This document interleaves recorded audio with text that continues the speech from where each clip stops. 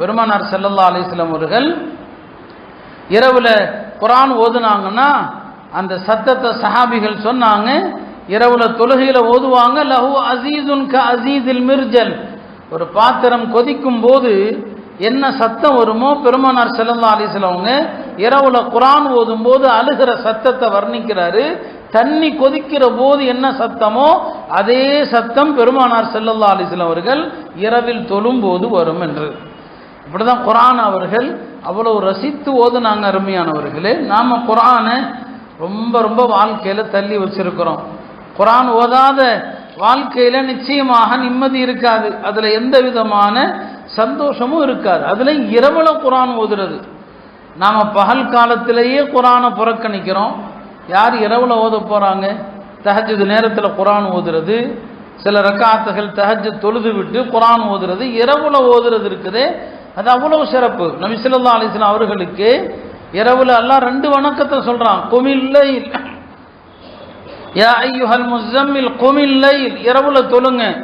அதுல தொடர்ச்சியில வரும் வரத்திலில் குர்ஆன தர்தீலா, குர்ஆன் அழகா ஓதுங்க. அப்ப இரவுல இரவு தொழுகை, குர்ஆனை ஓதுவது, இந்த 2 அமல்களை தான் அல்லாஹ் சொல்றான். அல்லாஹ்வுக்கு பிடித்தமான நேரம் இரவு தான். அதனால தான் இரவுல குர்ஆனை அருள வைக்கிறான். லைலத்துல் கத்ருங்கிற இரவு புனிதமாக ஆக்குறான். வரக்கூடிய ஷாபானுடைய 15ஆம் இரவு பாவ மன்னிப்புக்குரிய இரவாக அல்லாஹ் ஆக்கியிருக்கிறான். நபி ஸல்லல்லாஹு அலைஹி வஸல்லம் அவர்களை இரவுல தான் அல்லாஹ் விண்ணுலகத்திற்கு அழைத்து சென்றான். இரவு தான் அல்லாஹ்வுக்கு விருப்பமான நேரம். அதனால அந்த இரவு நேரத்துல தான் அல்லாஹ் கீழே இறங்கி வர்றான், அடியார்களை நோக்கி தினமும் இறங்கி அல்லாஹ் கேட்கிறான். அந்த இரவுல குர்ஆன் ஓதுவது. அருமையானவர்களே, ரமலான் நெருங்கக்கூடிய இந்த நேரத்துல குர்ஆன் ஓதுகிற ஒரு பழக்கத்தை அதிகப்படுத்த முயற்சி செய்யுங்கள். தினமும் குர்ஆன் ஓதுகிற ஒரு பழக்கம் அதிகமாக ஓதுவது. நம்முடைய முன்னோர்கள் சஹாபா பெருமக்கள் அவங்கெல்லாம் குர்ஆனை ரசித்து ஓதுனதுக்கு உலகத்திலேயே பலன்களை கண்டாங்க. உலமாக்கள் அனுபவத்தில் சொல்லுவாங்க, யார் குர்ஆனை அதிகமாக ஓதுறாரோ 40 வகையான பரக்கத்துகள் அவருக்கு உலகத்தில் கிடைக்கும். மறுமையில் கிடைக்கிறதல்ல, உலகத்தில் அவருக்கு கிடைக்கிற பலன்கள் 40 பலன்கள் கிடைக்கும் என்று. குர்ஆன் ஓதுனா உங்களை சுத்தி சக்கீனா, அமைதி கிடைக்கும் என்று ஒரு சஹாபியை பற்றி ஹதீஸ்ல வருது. அவங்க குர்ஆன் ஓதிக்கிட்டு இருந்தாங்க. சில ரிவாயத்துகள் அந்த சஹாபியுடைய பெயர் உஸைத் இப்னு ஹுதைர் என்று வருது. ஒரு மிகச்சிறந்த சஹாபி, ஒரு அன்சாரி சஹாபி உஸைத் இப்னு ஹுதைர்.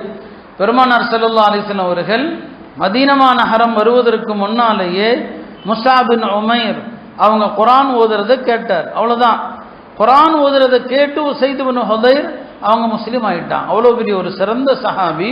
ஹஜ்ரத் உமருடைய காலத்தில் வஃபாத் ஆனாங்க.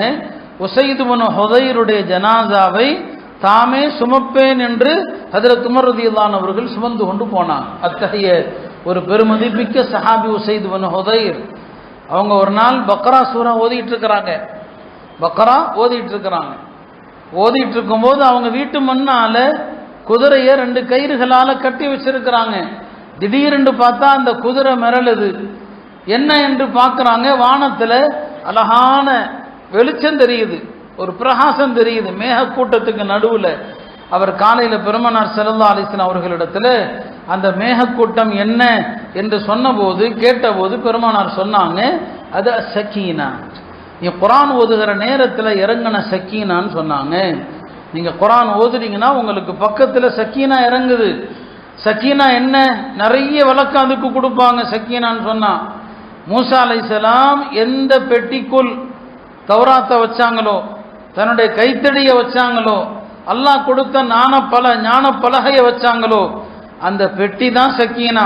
குர்ஆன் ஓதுகிற ஒவ்வொருவருக்கு அருகிலும் அந்த மூசா அலைஹிஸ்ஸலாமுடைய தாபூத், அந்த சக்கீனா என்கிற அந்த பெட்டி வந்து செல்லும் என்று சொல்றான். அருமையானவர்களே, இப்போ குர்ஆன் ஓதுகிற இடத்துல சக்கீனா இறங்குதுன்னு சொன்னான். பரா இப்னு ஆசிப் ரலியல்லாஹு அன்ஹு அவர்கள் அறிவிக்கிற ஹதீஸ்ல வருது, ஒரு சஹாபி குர்ஆன் ஓதுறாங்க, சூரத்துல் கஹஃப் ஓதிட்டு இருக்கிறாங்க.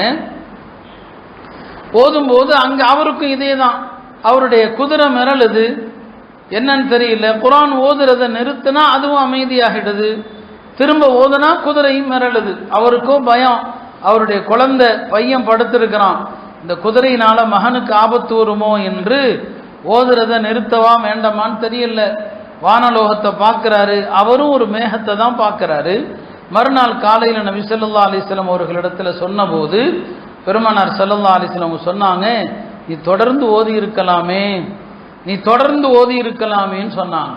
அந்த மேகக்கூட்டம் யாரும் அல்ல, உன்னுடைய குர்ஆன் திலாவத்தை கேட்பதற்காக வந்த வானவர்கள். நீ குர்ஆன் ஓதுனதை கேட்பதற்கு வந்த வானவர்கள், நீ தொடர்ந்து ஓதி இருக்க வேண்டுமேன்னு சொன்னாங்க. நீங்க இரவு நேரத்தில் குர்ஆன் ஓதுறீங்கன்னு சொன்னா அதை கேட்பதற்கு வானலோகத்து வானவர்கள் வர்றாங்க. இன்றைக்கு இரவு நேரத்தில் ஆண்கள் பெண்கள் எல்லாருமே வீட்டில் உள்ள எல்லாரும் இந்த ஃபோனில் வரக்கூடிய கண்டதுகள் இதையும் பார்க்குறோம். சிலர் அரசியலை பார்க்குறாங்க, அது ஒரு குப்பை அது இல்லையா. சிலர் பார்க்கக்கூடாத தவறான விஷயங்களை பார்க்குறாங்க, சிலர் விளையாட்டை பார்க்குறாங்க. மொத்தத்தில் எல்லாமே ஆபத்தானவை. மறுமையில் நம்மை மிகப்பெரிய ஆபத்தில் தள்ளக்கூடிய விஷயங்களை பார்க்குறோம். யாராவது படுக்கிறதுக்கு முன்னால் குர்ஆனை எடுத்து ஓதி கொண்டு படுப்போம், அந்த எண்ணம் நமக்கு வர்றதில்லை.